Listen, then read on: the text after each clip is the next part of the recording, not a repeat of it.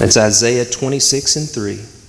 And it says, "Wilt thou keep him in perfect peace, whose mind is stayed on thee, because he trusteth in thee?" God will give you perfect peace if you trust in him, if you depend on him. And working down at the hospital and stuff, I've noticed lots of different trends and stuff. There's been a lot of things that my eyes have been opened up to after working there compared to where I was at before. And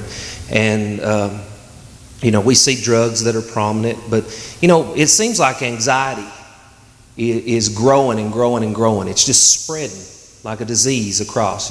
So many people are suffering from it, and they have no idea why they feel that way, or they have no understanding of it. Some of them don't even feel like they're stressed, and anxiety is just laid upon them, and they're worried. And to an extent, Dad suffers sometimes from anxiety, and he gets stressed, worrying about tomorrow, worrying about family, worrying about all the different things.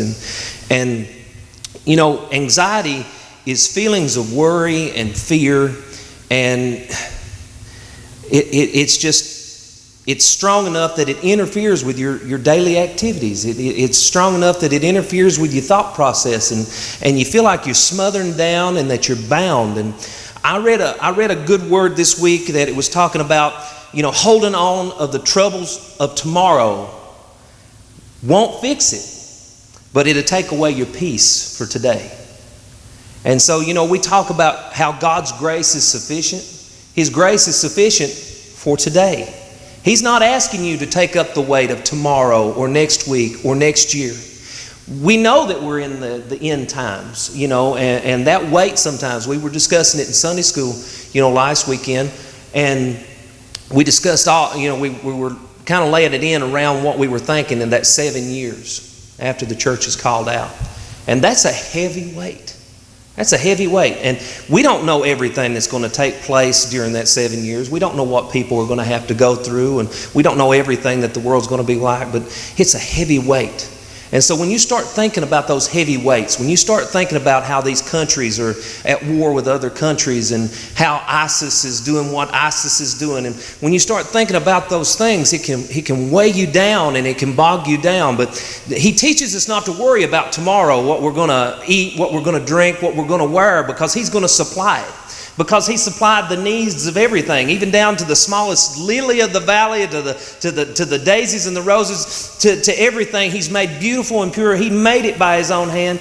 We shouldn't worry about those things, because he'll clothe us, he'll feed us, he'll lead us. And so he's given us grace, and his grace is sufficient for today. And there's so many people that are thinking about tomorrow, and thinking about next week, and thinking about next year, and all the things that could or should or might happen any moment of any day. And they're letting it weigh them down in such a way that they can't make it through today.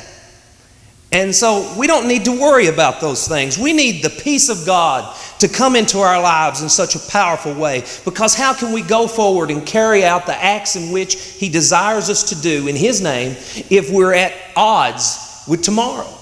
How can we go out today and do the work that he's called us and told us to do if we're thinking about tomorrow?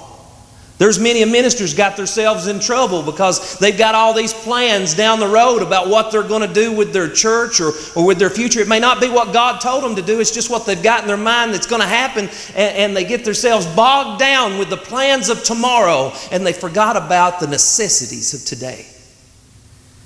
And so we need to look for God's peace. Peace, the idea of harmony and the absence of hostility. Absence of hostility. We are constantly at war with something.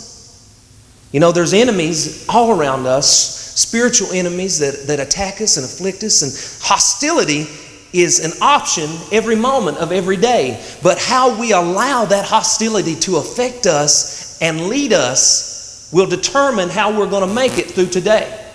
When you get up in the morning, and I've said this is talking about speaking the blessings and the curses in your life. When you get up in the morning, if the first thing that comes out of your mouth has to do with dread and frustration and aggravation because this is another horrible day because it's raining outside, or this is another day I got to go to a job that I don't like, or I got to deal with something today that I don't want to deal with. If you get up in the morning with that thought process, then you've thrown your peace out the window because you spoke death into your life. But if you get up in the morning thinking about God, if you get up in the morning thinking about His peace, His presence, and what it is that He's going to put you to do, then you're speaking life into your life. And you're speaking His power and authority into the situations that haven't even took place. So those hostilities, those spiritual demonic presences that are always around us trying to afflict us and put us into a moment of hostility, you're putting up that armor to defend yourself against it. You're putting forth that sword and that word that you can go forward and battle against it so it doesn't affect you or afflict you the same way that it would have had you got up the other way.